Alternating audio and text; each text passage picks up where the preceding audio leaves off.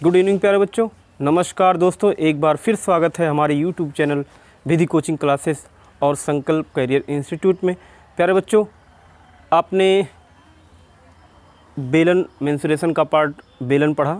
बेलन में आपने दो प्रकार के बेलन पढ़ा, जिसमें एक खोखला बेलन था, एक ठोस बेलन था। प्यारे बच्चों, आपने इस पर जितने भी फार्मूले थे सभी फार्मूलों को भी पढ़ा और उस पर आपने बेसिक सवाल जितने भी थे सब लगा भी लिए हैं। आज हम इस वीडियो में बच्चों आपको जो परीक्षा की दृष्टि से इम्पॉर्टेंट होंगे, बहुत अच्छे क्वेश्चन होंगे प्यारे बच्चों, आज की वीडियो में आपको वही सब क्वेश्चन बताए जाएंगे। आइए बच्चों हम आगे चलते हैं।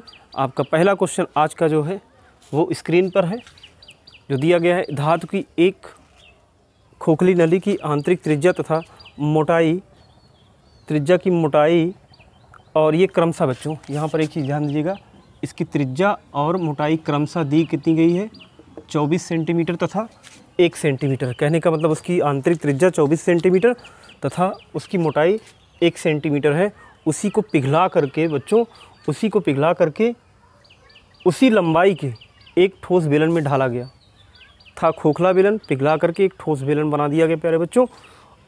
फिर कह रहा है कि तब उस ठोस बेलन का बाहरी व्यास कितना होगा। उस ठोस बेलन का बाहरी व्यास कितना होगा। बाहरी व्यास का बच्चों यहाँ पर बाहरी व्यास बोलने की ज़रूरत नहीं, केवल इतना बोलने की ज़रूरत है कि उसका व्यास कितना होगा। ठीक है, क्योंकि जब वो ठोस बेलन हो जाएगा प्यारे बच्चों तो उसमें केवल और केवल एक ही त्रिज्या रहेगा, और जब एक ही त्रिज्या रहेगा तो एक ही व्यास ही भी होगा। इसमें आपको नो डाउट यहाँ पर क्या है कि आप जो है ये चीज़ें अगर आपको लगता है बाहरी व्यास लिखा तो कुछ करना नहीं है, उसको बाहरी व्यास नहीं व्यास, क्योंकि ठोस होगा तो एक ही व्यास होगा, एक ही त्रिज्या होगी। ठीक है बच्चों, और ये देखिए आपका 2012 का एसएससी का ही क्वेश्चन बच्चों, एफसीआई। अब ये ऐसे क्वेश्चन हैं कहीं ना कहीं थोड़ा सा ये सूत्रों पे आधारित हैं। हमने बताया था कि कल कॉन्सेप्ट जिसका क्लियर होता है प्यारे बच्चों वो आसानी के साथ सवाल को लगा लेते हैं। जैसे अभी यहाँ पर इसका कॉन्सेप्ट मैं चित्रों के द्वारा समझाता हूँ।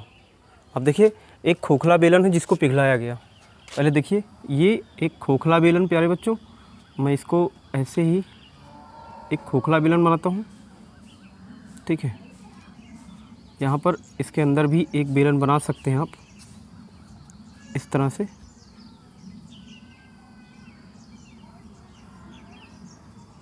ये देखिए इस तरह से एक खोखला बेलन बना बच्चों।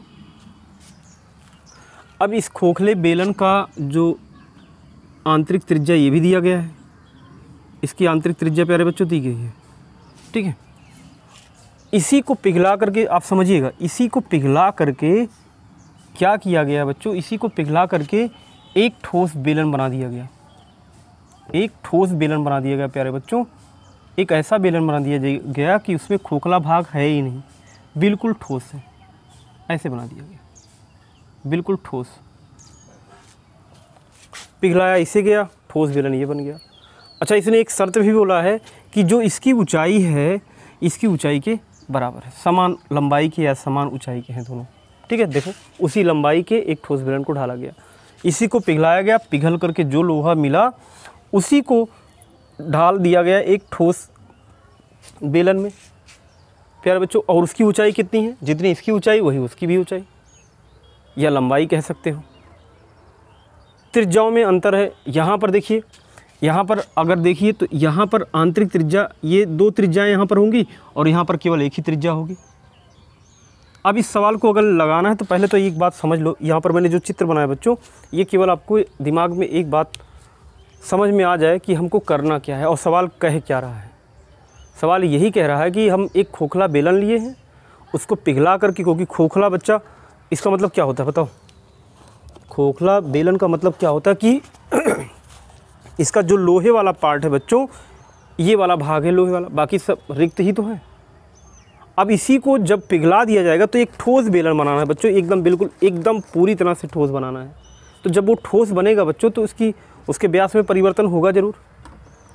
तो जब पिघलाया गया प्यारे बच्चों, अब अगर इसी को पिघला करके एक ठोस बेलन बनाया जाएगा तो कहने का मतलब यही हो गया कि इसका जितना लोहा इसमें लगा होगा वही लोहा तो इतने भी लगेगा, जितना घन सेंटीमीटर इसमें लोहा लगा होगा, क्योंकि यही पिघल करके अगर हम इसी को बना रहे हैं, एक ठोस बेलन बना रहे हैं, तो लोहा दोनों का आयतन, लोहे का आयतन क्या होगा, बराबर ही तो होगा। क्लियर। अगर ये बातें समझ में आ गई तो बच्चों बस फार्मूले का ही प्रयोग करना, कुछ करना ही नहीं है। बिल्कुल आसान सा सवाल, देखिए एसएससी 2012 का ये सबसे अच्छा क्वेश्चन है बच्चों। पढ़ने के बाद लगेगा कि थोड़ा सा टफ है, लेकिन अगर आपने पिछला जो वीडियो हमने बनाया है, अगर उसमें आपने देखा होगा, ध्यान से चित्रों को समझा होगा, ध्यान से सूत्रों को समझा होगा, तो बिल्कुल आसानी से ये लगा सकते हो बच्चों। ठीक है, चलिए आते हैं क्वेश्चन को। आप इतना तो समझ में आ रहा है कि इसके आयतन के बराबर होगा। क्यों होगा? क्योंकि इसी को पिघला करके हम ठोस बेलन बना रहे हैं। तो कहने का मतलब अगर मैं यहाँ लिख दूँ, आपको मालूम है प्यारे बच्चों कि यहाँ पर एक खोखले बेलन का जो बच्चों आयतन होता है, यहाँ लिख देता हूँ समझने के लिए, पाई होता है R square minus R square, और गुणे कितना होता है बच्चों? एच होता है। ये इसका आयतन होगा, मैं डायरेक्ट लगा रहा हूँ। और देखो बच्चों, बराबर ये किसके होगा, बस इतना बताओ। इसी को पिघला करके अगर ये ठोस बेलन बनाया जा रहा है बच्चों, तो इसका जो आयतन होगा वो इसके आयतन के बराबर होगा। ठीक है, देखिए अब इसका आयतन क्या होगा। इसकी त्रिज्या, जिसकी त्रिज्या पूछी जा रही बच्चों, इसकी त्रिज्या आप कुछ मान लो कि उसका व्यास पूछा जा रहा है, त्रिज्या तो निकालना पड़ेगा पहले। तो आप देखिए यहाँ पर एक काम कर सकते हो, इसकी त्रिज्या को R1 लिख दो या कुछ भी लिख दो। ठीक है, अभी जो आएगा उसी को दुगना करके हम व्यास बना लेंगे। अब अगर इसकी त्रिज्या हमने R1 माना बच्चों, तो इसका आयतन क्या हो जाएगा? पाई R1, ठीक है, स्क्वायर हो जाएगा, एच हो जाएगा। क्लियर है? इसका आयतन इसके आयतन को, क्योंकि ठोस बेलन का आयतन यही तो होता है बच्चों। बस अब यहाँ पर देखिए, सबसे पहली बात, इसकी आंतरिक त्रिज्या बच्चों चित्र में आपको दिखाई पड़ रहा होगा, चित्र में इसकी आंतरिक त्रिज्या दी गई है। यानी आंतरिक त्रिज्या यहाँ से यहाँ तक, अगर सेंटर ये बच्चों इसका है, ये आंतरिक त्रिज्या कितनी दी गई? देखिए 24 सेंटीमीटर दी गई है। और बच्चों मोटाई इसकी कितनी दी गई बताओ? मोटाई 1 सेंटीमीटर दिया गया है। तो आपको कल ही मैंने बोला था बच्चों कि अगर आंतरिक त्रिज्या दी गई है और मोटाई दी गई है, तो उसकी बाह्य त्रिज्या आप निकाल सकते हो। कैसे निकालोगे? आप क्या करोगे, बाह्य त्रिज्या के लिए आपको आंतरिक त्रिज्या में मोटाई को जोड़ देना पड़ेगा।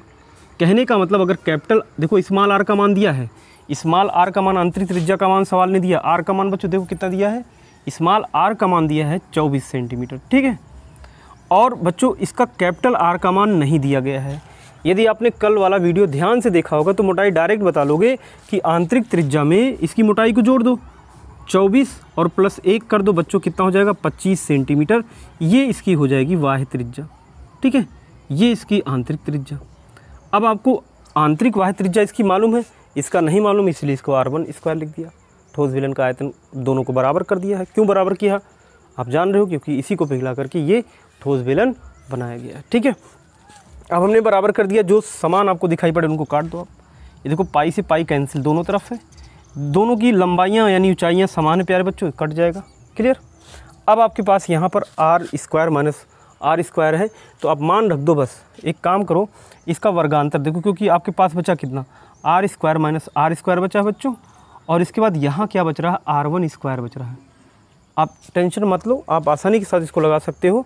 आपको मालूम है ये वर्गांतर का फार्मूला बच्चों लगेगा, यहाँ पर वर्गांतर का फार्मूला लगेगा, तो ये हो जाएगा R प्लस आर हो जाएगा, और फिर R माइनस आर हो जाएगा। ठीक है, अब आप दोनों के मान जानते हो। कैपिटल आर का मान आपने 25 निकाला था, एक बार 25 को किसके साथ जोड़ना है? 7 के साथ। देख लो 25 के साथ आर को जोड़ना, आर कितना है? 24 है, 24 कर दिया, एक ब्रैकेट में आ गया। अब 25 में से एक बार आपको क्या करना है? 24 को घटाना है। बिल्कुल आसान सा कैलकुलेशन, एकदम आसानी के साथ कर सकते हो। ये R1 स्क्वायर हो गया। क्लियर बच्चों? देखो आसान सा सवाल। अब ये 25 और 24 बच्चों 49 हो जाएगा, और आप देखिए 49 और 25 में से एक घटेगा, 1 हो जाएगा। यहाँ पर हो गया R1 स्क्वायर। पहले बताओ यहाँ तक बात क्लियर हुई? अब अगर यहाँ तक बात क्लियर हो गई बच्चों, तो केवल आपको गुणा करना है, यानी R1 स्क्वायर का मान अगर आप निकालना चाहो तो आप देख सकते हो R1 स्क्वायर का मान 49 ही तो आया, गुणा करोगे 49 हो जाएगा। तो R1 स्क्वायर बराबर बच्चों 49 हो गया, और R1 बराबर देखो यहाँ पर वर्ग है, इधर जाएगा प्यारे बच्चों, वर्गमूल हो जाएगा, अर्थात 49 का वर्गमूल बच्चों कितना होता है? 7 होगा। क्लियर है? यानी जिस ठोस बेलन को बनाना है, इस खोखले बेलन को पिघला करके, उसकी त्रिज्या प्यारे बच्चों कितनी आ गई?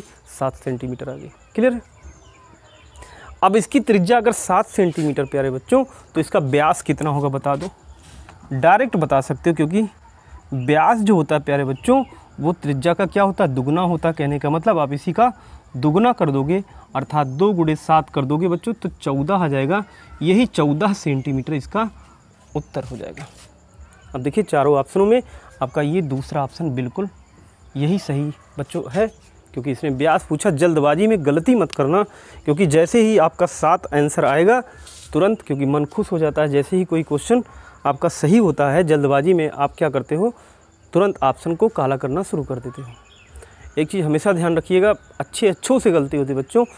वो 2 से 3 क्वेश्चन हर कंपटीशन में ये गलती करके चले आते हैं कि जल्दबाजी में वो क्वेश्चन को ब्लैक कर देते हैं, जो कि वो कहीं ना कहीं ये नहीं ध्यान देते हैं कि लास्ट में क्वेश्चन पूछा क्या है, वो ओवर कॉन्फिडेंस हो जाता है।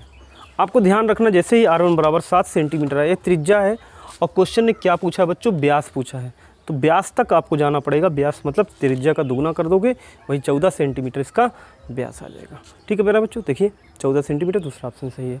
बिल्कुल समझ में आ गया होगा। एक खोखला बेलन था, पिघला करके हमने एक ठोस बेलन बनाया, और इतना तो मालूम है कि ठोस जो खोखले बेलन का आयतन होगा वो ठोस बेलन के आयतन के बराबर होगा। दोनों की ऊंचाइयां समान थी, इसलिए एच बराबर कर दिया, पाई पाई कैंसिल। देखिए मान रख करके लगा सकते हैं। क्लियर बच्चों, आइए हम अगले क्वेश्चन की तरफ चलते हैं। आइए बच्चों अगले क्वेश्चन की तरफ चलते हैं। अगला क्वेश्चन स्क्रीन पर क्वेश्चन आइए पढ़ते हैं, फिर देखते हैं क्या कह रहा है क्वेश्चन। कह रहा है यदि एक लंबवृत्तीय बेलन के आयतन और उसके वक्र पृष्ठीय क्षेत्रफल का संख्यात्मक मान बराबर है तो उसकी त्रिज्या क्या होगी, इनमें से क्या होगी। 3 इकाई होगी कि 6 इकाई होगी कि 2 इकाई होगी कि 4। ठीक है, मात्रक भी लिख सकते हो आप, जो भी है। इकाई का मतलब उसका मात्रक, जैसे क्वेश्चन में कहीं पर मात्रक नहीं लिखा है उसका सेंटीमीटर, मिलीमीटर या फिर मीटर, तो ऐसी स्थिति में यहाँ पर एक मात्रक के रूप में, क्योंकि त्रिज्या एक लंबाई होगी, उसका मात्रक यूनिट में कुछ ना कुछ होगा बच्चों।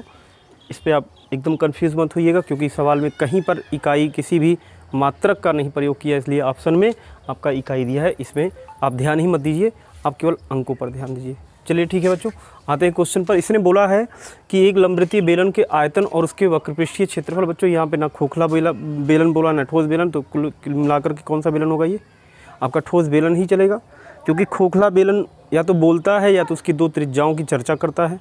नहीं चर्चा किया तो समझ लेना वो ठोस बेलन पर ही, जितने आपने कॉन्सेप्ट पढ़े हैं ठोस बेलन पर ही समझोगे।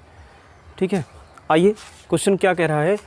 एक लंबवृत्तीय बेलन के आयतन और उसके वक्रपृष्ठीय क्षेत्रफल का संख्यात्मक मान बराबर है। बच्चों इसका मतलब क्या है, अगर मैं एक बेलन बना दूं ऐसे और उसके आयतन को लिख दूं और उसके क्या वक्रपृष्ठीय क्षेत्रफल को लिख दूं, अगर मैं इस तरह से एक बेलन बना दूं बच्चों, तो यहाँ पर ध्यान देंगे कि इसका जो आयतन होगा, इसका आयतन बच्चों वी वॉल्यूम कहा जाता है, ये पाई r स्क्वायर एच होगा। इसकी r क्या होगी बच्चों, त्रिज्या होगी, ऊंचाई h होगी। ठीक है, ये आयतन हो गया। अब इसका वक्रपृष्ठीय क्षेत्रफल, अगर वक्रपृष्ठीय क्षेत्रफल को यस से व्यक्त कर दो बच्चों, ठीक है, यस से व्यक्त कर दो, तो ये आपका क्या होगा, आपको मालूम है एक वक्रपृष्ठ कितना होता है, 2 पाई r h होता है, 2 पाई r h होता है। अगर वक्रपृष्ठ को आप जो है यस से व्यक्त कर दो, तो एक बेलन का वक्रपृष्ठ क्षेत्रफल जो होता है प्यारे बच्चों, वो 2 पाई r h के बराबर होता है। आप लोगों ने पढ़ा है, सूत्र दोनों कहीं ना कहीं आपको याद होने चाहिए। अब जैसे जैसे बोला है, उसने बोला कि इसके संख्यात्मक मान, यानी जो भी है, अगर ये 10 घन सेंटीमीटर आ रहा है, 10 घन सेंटीमीटर आ रहा है, तो इसका मतलब इसका क्षेत्रफल 10 वर्ग सेंटीमीटर होगा। बस मात्रक तो बच्चों बराबर नहीं हो सकता, केवल इनके संख्यात्मक मान बराबर कह रहा है, तो आप ध्यान रखिएगा। इसका मतलब ये आपस में, ये दोनों आपस में बराबर होंगे, इनके अंकों की वैल्यू बराबर बता रहा है। मात्रक तो समान नहीं होगा, क्योंकि आयतन का मात्रक घन इकाई होता है और वक्रपृष्ठ का जो मात्रक होता है बच्चों, वो वर्ग सेंटीमीटर वर्ग इकाई होगा। अब अगर इनके मात्रक, इनके संख्यात्मक मान बराबर करने की बात बोल रहा है, अगर संख्यात्मक मान बराबर करने की बात बोल रहा है, तो इसका मतलब क्या है, ये दोनों आपस में बराबर हैं। चलिए बराबर करके देख लेते, त्रिज्या अपने आप से आ जाएगी। बस आपको करना क्या है कि इसने बोला कि इसके संख्यात्मक v और s आपस में बराबर हैं बच्चों, मान रख दो, पाई r स्क्वायर h, ये बराबर होगा बच्चों 2 पाई r h के होगा। क्लियर है। अब देखिए h से h कैंसिल हो गया, क्लियर, r की एक पावर कैंसिल हो जाएगी, ध्यान दीजिएगा, r की एक पावर कैंसिल हो जाएगी, पाई से पाई कैंसिल हो जाएगी बच्चों, केवल यहाँ r बचेगा और यहाँ पर क्या बचेगा 2। उत्तर कितना आ गया बच्चों, देखो बिल्कुल आसान सा सवाल है, SSC 2012 का क्वेश्चन है, बिल्कुल आसान सा क्वेश्चन है प्यारे बच्चों। अब देखिए केवल और केवल सवाल ने जितना बोला है उतना लिख दिया गया। अब ये आपको सूत्र अगर याद है तब तो आप लिख पाओगे एकदम। आपको बिल्कुल एक लाइन का सवाल था, यहाँ तो मैंने लिख भी दिया इस तरह से। बाकी जो बच्चे सूत्र रटे वो डायरेक्ट तुरंत एक जहाँ पे इस दोनों को बराबर करेंगे और कैंसिल करके r का मान 2 रखेंगे और 2 का मान यहाँ पर आप देख लीजिए चारों ऑप्शनों में कौन सा ऑप्शन सही है। ऑप्शन नंबर सी में 2 इकाई का मतलब उसका मात्रक, चूँकि पूरे सवाल में किसी मात्रक का प्रयोग नहीं किया था इसलिए अलग से यूनिट के रूप में, इकाई के रूप में इसने लिख दिया। प्यारे बच्चों बिल्कुल आसान सा सवाल, ठीक समझ में आया बात। देख लीजिए क्या कह रहा है क्वेश्चन, फिर से मैं रिपीट कर दे रहा हूँ कि लंबवृत्तीय बेलन के आयतन और उसके वक्रपृष्ठ के क्षेत्रफल का संख्यात्मक मान बराबर था। तो बच्चों आयतन आपको मालूम है एक ठोस बेलन का या बेलन का क्या होता है, πr² होता है, 2πrh इसका वक्रपृष्ठ क्षेत्रफल होता है। दोनों को बराबर, इनके संख्यात्मक मान को बराबर करने की बात बोल रहा है, तो इसका मतलब हमने क्या किया, बराबर कर दिया। देखो कैंसिल हो गया, r की यहाँ पर घात 2 है, यहाँ r की घात 1 थी, कट गया, यहाँ पर r की घात 1 बचेगा बच्चों, और r बराबर यहाँ पर 2, क्योंकि 2 यहाँ पे था इसलिए इसका जो आ गया त्रिज्या कितना आ गया, 2 इकाई। क्लियर है बच्चों, बिल्कुल आसान लगा होगा। चलिए आते हैं अगले क्वेश्चन की तरफ। अगला क्वेश्चन क्या, आइए बच्चों अगले क्वेश्चन पे चलते हैं। स्क्रीन पर क्वेश्चन, अगला क्वेश्चन क्या है देखिए, पढ़ते हैं, समझिए। यदि एक बेलन की ऊंचाई में 15% की वृद्धि तथा आधार के व्यास में 10% की कमी कर दी जाए तो उसके वक्रपृष्ठ में कितना परिवर्तन होगा। ठीक है, अब ये थोड़ा परसेंटेज से आ गया, आपको लग रहा होगा सर ये परसेंटेज का क्वेश्चन। बिल्कुल बच्चों आसान है, कॉन्सेप्ट वही है। यदि आपको सूत्र याद है आपको वो जो बेलन के जितने भी फार्मूले, जैसे वक्रपृष्ठ की बात कर रहा है तो वक्रपृष्ठ अगर याद है प्यारे बच्चों तो आप इसको आसानी के साथ हल कर सकते हैं। ठीक है, उसमें कुछ और नहीं सोचना है। इस टाइप के सवालों को बच्चों आप एक नियम अपने परसेंटेज, मेरा जो मैंने आपको पढ़ाया है उसमें आपने देखा होगा कि एक मनमोहन का नियम होता है प्यारे बच्चों। उस मनमोहन के नियम से इसको आप प्रयोग करके लगा भी सकते हो, उस नियम से भी लगा सकते हो, लेकिन मैं इसको आज आपको बिल्कुल अनुपात के नियम से बताऊंगा। एकदम आसान सा क्वेश्चन बन जाएगा आपका, एकदम आसानी के साथ सवाल को लगा लोगे बच्चों। आइए देखिए, जो कह रहा है उतने का प्रयोग करते हैं और जिसमें परिवर्तन पूछ रहा है उसके फार्मूले का प्रयोग कर देते हैं। ठीक है, जैसे अब यहाँ पर क्या है कि 15% की वृद्धि तथा किसमें, ऊंचाई में, तथा आधार के व्यास में 10% की कमी कर दी जाए तो उसके वक्रपृष्ठ में कितना परिवर्तन होगा प्यारे बच्चों। तो यहाँ पर आपको ध्यान देने की ज़रूरत है। अगर 15% इसकी ऊंचाई में वृद्धि कर रहा है तो पहले तो ये ध्यान रख लो कि आपसे पूछा क्या जा रहा है, वक्रपृष्ठ, और वक्रपृष्ठ बराबर होता है एक बेलन के लिए 2πrh होता है। ठीक है, ये ध्यान में रहे कि एक बेलन का जो वक्रपृष्ठ होता है प्यारे बच्चों, वह संपूर्ण पृष्ठ की बात नहीं कर रहा है। ठीक है, अगर टोटल सरफेस एरिया पूछेगा, यहाँ पर TS लिख दूंगा, TS तो पूछ नहीं रहा है कि 2π आप लिखोगे, ठीक है, R लिखोगे, यहाँ पर H + R हो जाएगा। ये तो पूछ नहीं रहा है, आपसे केवल ये पूछ रहा है, तो आपको इसी फार्मूले पे ध्यान देना है। ठीक है, पहले क्या कह रहा कि 15% की वृद्धि कर दिया जाए, तो हमको इस फार्मूले का प्रयोग करना है। लेकिन सबसे पहले परसेंटेज का मतलब आप समझिए बच्चों कि उसकी ऊंचाई में जो कह रहा है, जितना कह रहा है, आप इतने कॉलम बनाओ। एक तरफ देखिए इसके फार्मूले में क्या क्या मिलेगा, 2πrh मिलेगा प्यारे बच्चों। यदि आप अनुपात के नियम का प्रयोग करोगे तो आप देखिए यहाँ पर यस के लिए केवल आप ध्यान दीजिएगा, केवल r और h का, क्योंकि ये दोनों कांस्टेंट हैं, दोनों नियत रहेंगे, इसलिए इसके वक्रपृष्ठ के लिए आप केवल r और h का ही प्रयोग करिएगा। ठीक है, क्यों करोगे, क्योंकि 2π की ज़रूरत दोनों में आएगा। एक बार परिवर्तन करने से पहले भी अगर वक्रपृष्ठ निकाला गया होगा तो उसमें भी 2π आया होगा। अब यहाँ पर परिवर्तन करने के बाद भी 2π आएगा, इसलिए कभी भी आप जिस नियम को बताने चल रहा हूँ उस नियम का प्रयोग करिए बच्चों। तो जो स्थिर मान होगा सूत्र का वो आपका नहीं लिया जाएगा, आपको केवल यहाँ पर यस बराबर RH का प्रयोग करो, 2π का प्रयोग मत करो, तो भी आपका आंसर बिल्कुल बच्चों आसानी के साथ आ जाएगा। ठीक है, अब 2π क्यों हटा, 2 गिनती बच्चों आपको पता है कांस्टेंट एक गिनती है ये, और पाई का मान 22/7 रखोगे ये भी बच्चों कांस्टेंट ही है, तो इसलिए इन दोनों मानों को मैं नहीं ले रहा हूँ। अब मैं देखता हूँ कि सवाल में जो बोल रहा है हम उसको निकालते हैं। जो कि सबसे पहले क्या बोला है देखिए, कहा है बेलन की ऊंचाई में 15% की वृद्धि। अगर बेलन की ऊंचाई में 15% की वृद्धि कर रहा है बच्चों, देखिए तो इसका मतलब 15% का मतलब क्या हो गया, ये वृद्धि कर रहा है ऊंचाई में देख लीजिए, ऊंचाई में वृद्धि कर रहा है 15% की। ठीक है, वृद्धि कर रहा है अगर ये, ठीक है, 15% को भिन्न में बदल दो, 15% को भिन्न में बदलोगे प्यारे बच्चों तो 15 बटे बच्चे कितना हो जाएगा, 100 हो जाएगा। ठीक है, कटेगा 5 तिहाई 15 और 5 बिसहैयम 100। अब इस अनुपात का मतलब बच्चों क्या होगा, इस अनुपात का मतलब क्या होगा, आप आसानी समझिए कि पहले इसकी ऊंचाई 20 थी, अब जो है 3 की क्या कर दी जा रही, वृद्धि कर दी जा रही है। आखिर इसने क्या किया, क्वेश्चन ने यही तो किया है कि इसने कहा कि 15% की वृद्धि ऊंचाई में, तो ऊंचाई में वृद्धि ही तो दर्शा रहा है, ऊंचाई में वृद्धि इसने जो बोला है बच्चों, ऊंचाई में वृद्धि ही तो बोला है 15%। अब समझिएगा, ऊंचाई में 15% की वृद्धि, तो 15% को जब आप भिन्न में बनाते हो प्यारे बच्चों, तो ये आता कितना, अभी भी आपने हल किया 15/100 करोगे, कटेगा तो ये कितना हो जाएगा, 5 तिहाई 15 और 5 बिसहैयम में 100, 20/3।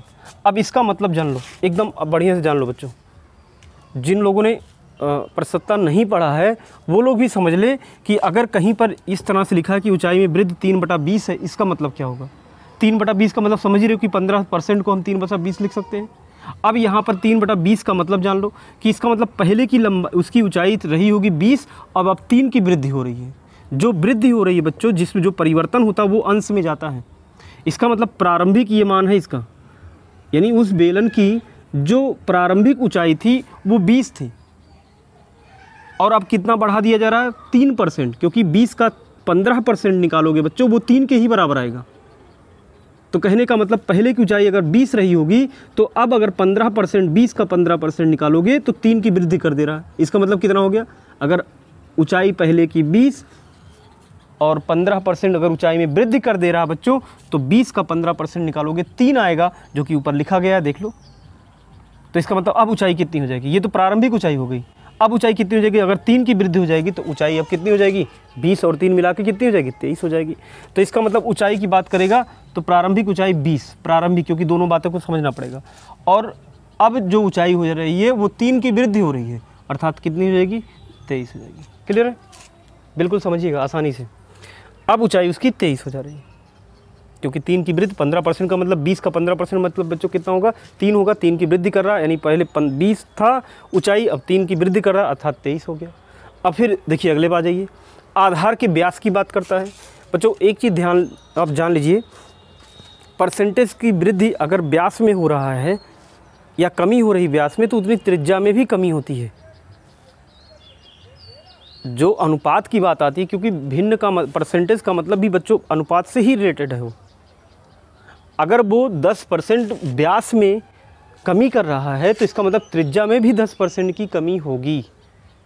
तो यहाँ पर आप एकदम निश्चिंत होकर के, यहाँ पर जो व्यास को इसने 10% की कमी दर्शाया है, आप ये मत सोचना कि व्यास में अगर 10% की कमी हो रही तो त्रिज्या में 5% हो जाएगी, ऐसा मत कुछ करिएगा। क्योंकि है क्या, जितना परसेंटेज कमी व्यास में होती है, वही उसी के संगत परसेंटेज कमी यानी प्रतिशत कमी त्रिज्या में ही प्यारे बच्चों होती है।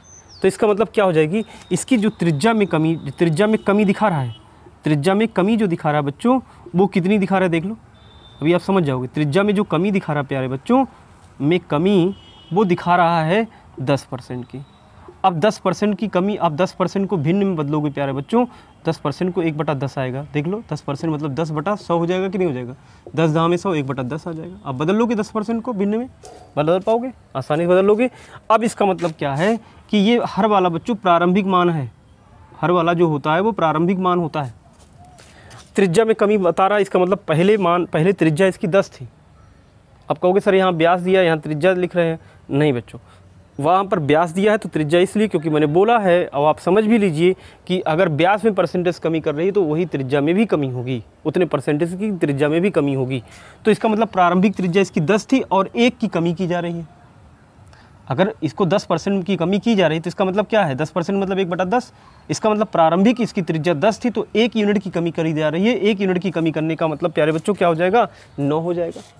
त्रिज्या अब कितनी हो जा रही है, 9 हो जा रही है। तो कहने का मतलब पहले जो त्रिज्या थी इसकी 10 थी, अब 10% की कमी करने का मतलब 10 का 10% बच्चों निकालोगे 1 आएगा, 1 की कमी कर देगा अर्थात अब 9 हो जाएगा। ठीक है, अब आप देख लीजिए, आपको मालूम है R गुणे H करोगे तो इनका क्या आ जाएगा, इनका क्या आ जाएगा बच्चों, वक्र पृष्ठ आ जाएगा। अब गुणा कर लो, इनका गुणा कर लो, इधर ना करके इधर कर लो। आप देखो कितना हो जाएगा, ये 10 20 10 में 200 हो जाएगा, और ये देखो गुणा करोगे 9 से, 9 गुणे 3 करोगे, इनको कितना हो जाएगा, 23 करोगे, 9 त्रिक 27 हो जाएगा बच्चों, और 9 दूनी 18, 18 2 20 हो जाएगा, 207। अब आप बता दो मुझे, केवल इतना मुझे बता दो कि इसके वक्रपृष्ठ में क्या परिवर्तन हो रहा है। ये प्रारंभिक वक्रपृष्ठ है प्यारे बच्चों, ये प्रारंभिक वक्रपृष्ठ है, ये प्रारंभिक है, और ये परिवर्तन करने के बाद अंतिम वक्रपृष्ठ है।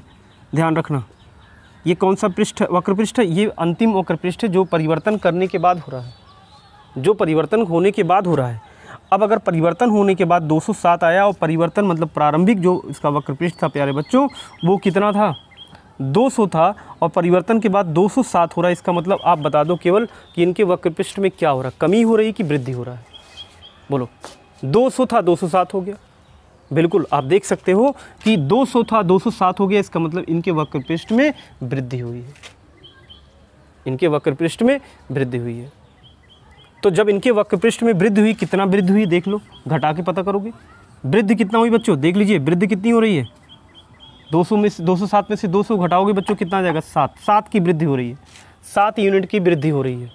अब इसी को परसेंटेज में, चूंकि देखिए चारों ऑप्शन में देख लीजिए आपका प्रतिशत वृद्धि पूछ रहा है, वृद्धि या कमी। तो कमी वाला तो ऑप्शन भूल जाइए कि ये ऑप्शन सही होंगे। क्लियर है? अब आप इन्हीं दोनों में से कोई ऑप्शन है, कौन सा सही है? अब 7 को परसेंटेज में बदल दो। ये प्रारंभिक से तुलना की जाती है, कभी भी परसेंटेज निकाला जाता है तो प्रारंभिक तुलना। अब अगर आपको पता करना है कितने प्रतिशत की वृद्धि हो रही है प्यारे बच्चों, तो वृद्धि प्रतिशत निकालना है। तो प्रारंभिक बताओ, ये 7 बटा कितना हो जाएगा? मैं वृद्धि प्रतिशत निकाल रहा हूँ, वृद्धि परसेंटेज अगर निकालूंगा प्यारे बच्चों, ठीक है बच्चों, कितने यूनिट की वृद्धि हो रही थी? 7 यूनिट की। 200 पहले था, अब 207 हो गया। इसका मतलब 7 यूनिट की वृद्धि हो रही है।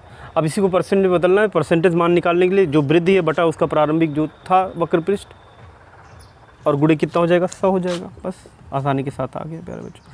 ये देखो 0 से 2 0 0 0 कैंसिल, यहाँ पर आपका 2 आप काटोगे, 2 3 6 और 2 5 10 यानी 3.5%। ये क्या आया बच्चों? वृद्धि आ गया। क्लियर है? समझ में आई बात? बिल्कुल आसान एकदम आसान तरीके से। यदि आपको बात नहीं समझ आई फिर से एक बार देख लीजिए क्या क्या बोला है। फिर से मैं क्वेश्चन पे आता हूँ प्यारे बच्चों।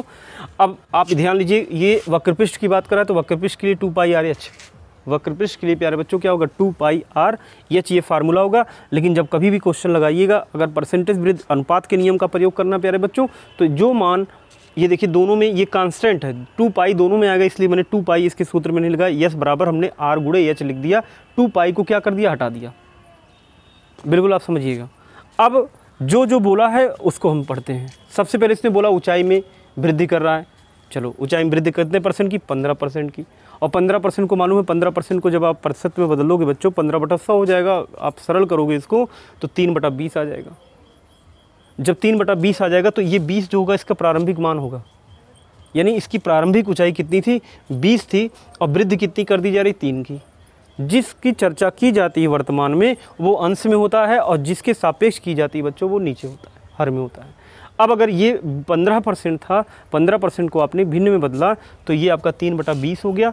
और 20% यहाँ पर 20 यूनिट पहले इसका ऊंचाई था उस बेलन की, अब 3 यूनिट की अगर वो वृद्धि कर रहा है तो इसका मतलब अब जो उसकी ऊंचाई हो जाएगी बच्चों कितनी हो जाएगी? 20 और 3 मिला के कितनी हो जाएगी?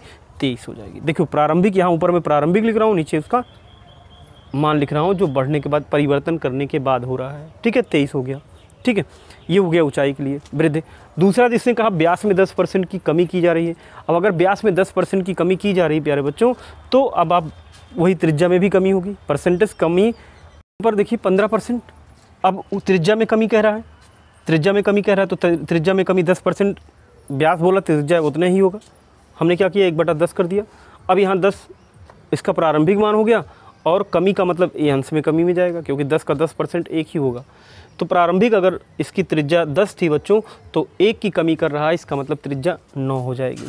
क्लियर? ये परिवर्तन के बाद है, मतलब अंतिम इसकी परिवर्तन के बाद जो ऊंचाई और त्रिज्या बन रही है, और ये प्रारंभिक था। जब हमने इसका गुणा किया तो बच्चों इसका वक्रपृष्ठ कितना आ गया? 200 आ गया, और इसका वक्रपृष्ठ जो अंतिम वाला वक्रपृष्ठ है 207 आ गया। प्रारंभिक 200 और 207। अब आप देख करके बता सकते हो कितना परिवर्तन है। पहले का वक्रपृष्ठ ज़्यादा है कि बाद का वक्रपृष्ठ ज़्यादा है? क्लियर है, बाद का ज़्यादा है। कितना ज़्यादा है बच्चों? 7 ज़्यादा है। यूनिट बोल सकते हो, 7 यूनिट ज़्यादा है, वही उसकी वृद्धि हो गई। अब कितने प्रतिशत की वृद्धि हुई बच्चों? परसेंट में बदलना है, तो आपको जितना वृद्धि हो रहा है 7 यूनिट की वृद्धि हो रही, 7 बटा प्रारंभिक मान लिया, गुणे 100 कर दिया, आपने सरल कर दिया, अंत में वृद्धि कितनी आ गई? 3.5% की वृद्धि आ गई। तो इस तरह के सवाल बच्चों इस तरह का अगर ऐसे लगाओगे तो बिल्कुल आसानी तरीके से इसको लगा सकते हैं। ठीक है, और नहीं तो आपको जब मैं आपको प्रसत्ता एक टॉपिक पढ़ाऊँगा तो उस टॉपिक में आपको बिल्कुल इन्हीं क्वेश्चनों को आप आसानी के साथ बिल्कुल एक एक दो लाइन में लगाओगे प्यारे बच्चों। आपको ये चीज़ का लेकिन ध्यान रखना पड़ेगा कि कुछ सूत्रों को परसेंटेज के नियम बताने के बाद ही प्यारे बच्चों आपको उसमें बताऊँगा, ये परसेंटेज वाले टॉपिक में भी आता है, इसलिए एकदम निश्चिंत हो जाइए। ये देखो एकदम आसान तरीके से अनुपात के नियम से अगर वो कभी भी सूत्र फेल हो गया तो ये सिस्टम कभी नहीं बच्चों, ये पूरी तरह से कॉन्सेप्ट होता है, इसलिए इसको समझना ज़रूरी है प्यारे बच्चों। आपका कौन सा ऑप्शन सही है? ऑप्शन नंबर बी बिल्कुल सही है, इसी पे टिक करिएगा। आइए अगले क्वेश्चन पे चलते हैं। आइए बच्चों अगले क्वेश्चन पे चलते हैं। क्वेश्चन नंबर 4, एक लंबवृत्तीय बेलन के आधार के अर्ध व्यास तथा उसकी ऊंचाई में से प्रत्येक में 10% की वृद्धि कर दी जाए तो उसके आयतन में कितना प्रतिशत परिवर्तन होगा या कितना वृद्धि होगी? ठीक है, वृद्धि ही हो रहा है तो वृद्धि ही होगी। फिर से मैं पढ़ दे रहा हूँ बच्चों। एक लंबवृत्तीय बेलन के आधार के अर्ध व्यास तथा उसकी ऊंचाई में से प्रत्येक में 10% की वृद्धि कर दी जाए तो उसके आयतन में कितनी वृद्धि होगी? ठीक है, आपको इन्हीं चारों ऑप्शनों में से ये एसएससी 2008 का क्वेश्चन प्यारे बच्चों, बिल्कुल आसान सा क्वेश्चन है। यदि आपको जो पिछला क्वेश्चन बताया गया वो बात समझ में आ गई तो ये भी बात समझ में आ जाएगी। पहले तो आप ध्यान दीजिए, जिसमें परिवर्तन पूछ रहा है उसका सूत्र एक बार रिपीट कर लीजिए। आपको मालूम है एक बेलन का आयतन किसके बराबर होता है प्यारे बच्चों? पाई आर स्क्वायर एच के बराबर होता है। क्लियर? अब इसके आयतन की बात करूँ मैं, पाई अब मैं अलग अलग लिख रहा हूँ प्यारे बच्चों, आर स्क्वायर और गुणे यहाँ पर एच लिख सकता हूँ। क्लियर? अब कहोगे सर पाई कहाँ गया? मैंने बोला है जो कांस्टेंट है उसको यदि आप अनुपात के नियम का प्रयोग करोगे प्यारे बच्चों, जो नियम मैं बता रहा हूँ, तो उसमें कांस्टेंट को आपको लेना नहीं है, बिल्कुल आसानी के साथ आप सवाल को लगाओगे। ठीक है, जैसे अब इसने ये बोला कि पहले तो जिसमें परिवर्तन कह रहा है वैसे कर देते हैं। पहला इसने बोला कि अर्धव्यास बच्चों गलती मत करिएगा, अर्धव्यास मतलब त्रिज्या ही होता है। त्रिज्या तथा ऊंचाई में दोनों में 10% की क्या कर रहा है? वृद्धि कर रहा है। तो चलिए 10% का मतलब पहले त्रिज्या के लिए समझ लीजिए, त्रिज्या आर के लिए समझ लीजिए। त्रिज्या आर के लिए क्या कर रहा है? वो वृद्धि कर रहा है। त्रिज्या में वृद्धि बच्चों कितना कर रहा है? वो वृद्धि जो कर रहा है प्यारे बच्चों वो 10% की कर रहा है। और 10% मतलब कितना होता है बच्चों? 1 बटा कितना होता है? 10 होता है। इसका मतलब इसका प्रारंभिक त्रिज्या प्यारे बच्चों, इसकी प्रारंभिक त्रिज्या जो थी वो 10 थी। ठीक है, यहाँ पर ये जो हर में आता है मान वो प्रारंभिक त्रिज्या होती है, प्रारंभिक मान होगा उसका। अब त्रिज्या की चर्चा की है तो प्रारंभिक त्रिज्या 10 हो जाएगी। अब वृद्धि अगर कर रहा है वो, अगर ये वृद्धि कर रहा है प्यारे बच्चों तो वृद्धि का मतलब 1 की वृद्धि कर रहा है। अगर पहले की त्रिज्या 10 थी तो 1 यूनिट की वृद्धि हो रही है, इसका मतलब अब त्रिज्या कितनी हो जाएगी प्यारे बच्चों? 10 और 1 मिला के कितने हो जाएंगे? 11। कहने का मतलब आप ये अंतिम यहाँ पर 11 लिख दो। ठीक है, चूँकि वर्ग लिखा है तो वर्ग लिख दो, आप यहाँ पर वर्ग लिख दो। क्लियर? यहाँ पर पहले लाइन में आपने प्रारंभिक मान लिखा, दूसरी लाइन में जो परिवर्तन होने के बाद मान लिखा जाता है वो लिखा जाएगा। ठीक है, अब ध्यान दीजिए फिर किसमें? ऊंचाई में भी 10% की वृद्धि। तो बच्चों ऊंचाई की बात कर लें, अगर ऊंचाई में वृद्धि फिर वो 10% की ही कर रहा है तो ऊंचाई में वृद्धि यहाँ पर लिख देता हूँ मैं, ऊंचाई में वृद्धि लिख दे रहा हूँ। तो 10% का मतलब वही बात होगी 1/10, यानी इसकी प्रारंभिक ऊंचाई यदि 10 है बच्चों, प्रारंभिक ऊंचाई अगर 10 है तो इसका मतलब 1 की वृद्धि कर रहा है, तो इसका मतलब ऊंचाई अब कितनी हो जा रही है? इसकी कितनी हो जा रही है? ये 11 हो जा रही है। ठीक है, ऊंचाई इसकी कितनी हो जाए? पहले ऊंचाई कितनी थी? 10 थी, अब ऊंचाई कितनी हो जा रही है? 11 हो जा रही है, क्योंकि एक वृद्धि कर रहा है। देखो 10 पहले था, ये प्रारंभिक वैल्यू होती है। प्रारंभिक अगर ऊंचाई इसकी 10 थी तो वृद्धि करने के बाद उसकी ऊंचाई 1 बढ़ाई दी जा रही है, अर्थात कितना हो जाएगा बच्चों? 10 और 1 मिला के कितने हो जाएंगे? 11 हो जाएंगे। समझ पा रहे हो आप लोग? समझ रहे? वृद्धि का मतलब ये इसके साथ जोड़ दिया जाएगा। 10 था पहले, अब 1 हो जा रहा है, 11 हो जाएगा। अब त्रिज्या इसकी 11 हो गई, ऊंचाई इसकी 11 हो गई। बिल्कुल, अब आप गुणा कर लो, देख लो, इनको हल कर सकते हो। इसका मतलब क्या है बच्चों? 10 दहा में 100 और इसका मतलब क्या है? 10 दहा में 100 और 100 दहा में 1000। इसका मतलब इसका उत्तर कितना? 1000 आ गया। गुणा कर पाओगे? 10 की घात 2 का मतलब कितना? 10 दहा में 100 और दहा में कितना हो जाएगा? 1000 हो जाएगा। फिर आ जाइए यहाँ पर 11 गिरही में 121 और इसको गुणा करोगे कितना हो जाएगा? 1331 हो जाएगा ना। आप गुणा कर सकते हो। अब 11 गिरही हम देख लो, 11 का वर्ग का मतलब क्या होता है बच्चों? 11 का वर्ग का मतलब 11 गुणे 11 करोगे कितना आ जाएगा? आप देखो 121 आ जाएगा। और फिर 121 में जब 11 से गुणा करोगे बच्चों तो ये आपका 1331 आ जाएगा। ठीक है, आप गुणा करके चेक कर लेना, आपको गुणा आना भी चाहिए।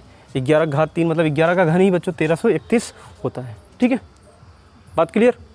अब आप देख लो, ये आया पहले का आयतन और ये आया बाद का आयतन। देखो बिल्कुल एक लाइन का सवाल हो रहा है। अब आप फिर सोचना मत कि यहाँ पाई क्यों नहीं लिया गया। पाई मैं बोल रहा हूँ कांस्टेंट है बच्चों, यहाँ पर अनुपात के नियम में कुछ प्रयोग नहीं करना है। पहले यहाँ पर आप इस सूत्र का पाई के लिए हटा दीजिए और सूत्र को लिखिए, बाकी जो जो परिवर्तन कर रहा परसेंट को भिन्न में बदलिए, आसानी के साथ लगा लोगे। ठीक है, चलिए आगे बढ़ते हैं। अब आप बताइए, पहले आयतन अगर 1000 था तो अब यहाँ पर 1331 हो जा रहा है, तो इसका मतलब इसके आयतन में कितना परिवर्तन हुआ, घटाओगे तो पता लग जाएगा। अब 1000 1331 में से 1000 घटाओगे बच्चों 331 आ जाएगा। यानी जो वृद्धि हो रहा है प्यारे बच्चों वो 331 यूनिट की वृद्धि हो रही है। कितनी वृद्धि हो रही है? 331 यूनिट की वृद्धि हो रही है, और वृद्धि ही हो रही है क्योंकि आप देख लीजिए पहले का आयतन प्यारे बच्चों 1000 था, यूनिट था, अब 1331 हो गया। इसका मतलब वृद्धि कितनी होगी?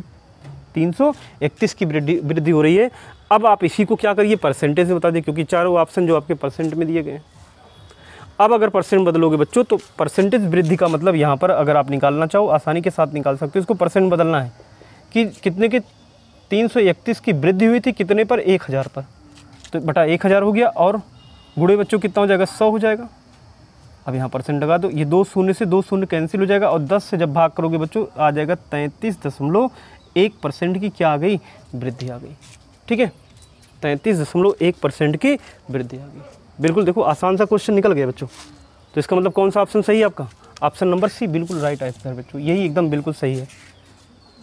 आप समझना चाहो फिर से समझ सकते हो प्यारे बच्चों कि इसके अर्ध व्यास और ऊंचाई में इसने परिवर्तन किया था। अर्ध व्यास मतलब त्रिज्या ही होता है। त्रिज्या में वृद्धि कितना कर रहा है? 10%, और 10% को जब भिन्न में बदलोगे तो 10/100 अर्थात 1/10 हो जाएगा बच्चों। और इसके बाद ये 10 जो दिखाई पड़ रहा है आपको, ये इसका प्रारंभिक मान है। अब जिसकी चर्चा कर रहा है, अगर त्रिज्या की बात कर रहा है तो त्रिज्या प्रारंभिक इसकी 10 थी बच्चों, और वृद्धि का मतलब 1 की वृद्धि कर रहा है, इसका मतलब अब त्रिज्या हो जाएगी 11। क्लियर, मैंने यहाँ लिख किया। यहाँ पर अब देखिए ये इसकी पहले की त्रिज्या 10 थी और बाद की त्रिज्या 11 हो गई। क्लियर, त्रिज्या की त्रिज्या। और फिर इसके बाद ऊंचाई में आ जाइए। ऊंचाई में कह रहा है ऊंचाई में 10% की वृद्धि, यानी 1/10, अर्थात प्रारंभिक जो इसकी ऊंचाई थी वो 10 यूनिट थी, और जब 10% की वृद्धि क्वेश्चन कर ही रहा है तो इसका मतलब अब 1 यूनिट की वृद्धि हो रही है, और 10 में 1 जोड़ोगे बच्चों तो कितना हो जाएगा? 11। कहने का मतलब प्रारंभिक अगर ऊंचाई इसकी 10 थी, अब ऊंचाई कितनी हो जा रही है? 11 हो जाएगी। क्लियर, तो आपको गुणा कर देना, क्योंकि आयतन के लिए यही फार्मूले का प्रयोग करना है आपको। गुणा किया 1000 और ये आपका 1331 आ गए प्यारे बच्चों। और इस तरह से ये आपका परिवर्तन कितना हुआ? पहले 1000 आयतन था, घन इकाई था, अब 1331 घन इकाई हो गया। इसका मतलब कितनी वृद्धि हुई? 331 की वृद्धि हुई, और यही वृद्धि को परसेंटेज में बदलना है। अब अगर 331 की वृद्धि 1000 पर हो रहा है बच्चों, तो इसका मतलब इसी को परसेंट बदलोगे 33.1% आ जाएगा बच्चों। ये आपका राइट आंसर हो जाएगा। आपका ऑप्शन नंबर सी बिल्कुल सही है। अब जल्दबाजी में 3.31% मत लगाइए, क्योंकि ये पहला ऑप्शन मिलेगा तो आप जल्दबाजी में कर सकते हो बच्चों। इसलिए ध्यानपूर्वक जब भी आपका क्वेश्चन सही हो जाए तो सबसे पहले ऑप्शन को काला करने से पहले चारों ऑप्शन को बारीकी से, एकदम बारीकी से ध्यान दीजिए, नहीं तो गलती हो जाती है। क्या जल्दबाजी में कौन सा ऑप्शन क्या काला करना है, गलती से पहला ही हो जाता है। तो ध्यान रखिएगा इन सब चीज़ों को। प्यारे बच्चों, मैं कल अगले वीडियो में मैं आपको इसी ही परीक्षा की दृष्टि से जो इंपॉर्टेंट क्वेश्चन होंगे 2-4 क्वेश्चन 5 क्वेश्चन और लेके आऊँगा प्यारे बच्चों। और तब तक आप इस वीडियो को बढ़िया से पढ़िए, लाइक करिए, सब्सक्राइब करिए, शेयर भी करिए प्यारे बच्चों, और लोगों को जोड़िए। बार बार मैं कह रहा हूँ, जिससे आपके लाइव क्लास इस लॉकडाउन में भी स्टार्ट हो जाए। लॉकडाउन केवल आपके परीक्षाओं के लिए लगा है, आपकी पढ़ाई के लिए लगा है। सरकार क्या चाहती नहीं मालूम, लेकिन इतना मैं जानता हूँ कि बच्चों आप घर पे रहिए, सुरक्षित रहिए, लेकिन अपनी पढ़ाई भी जारी रखिए। लेकिन ये भी ध्यान रखिए कि जितने भी वीडियो बच्चों आपके तक पहुँच रहा है प्यारे बच्चों, उसको दूर दूर तक शेयर करिए, जिससे संख्या आप लोगों की बढ़ती रहे। आज के लिए बच्चों इतना ही, बाकी कल मिलते हैं, तब तक के लिए नमस्कार।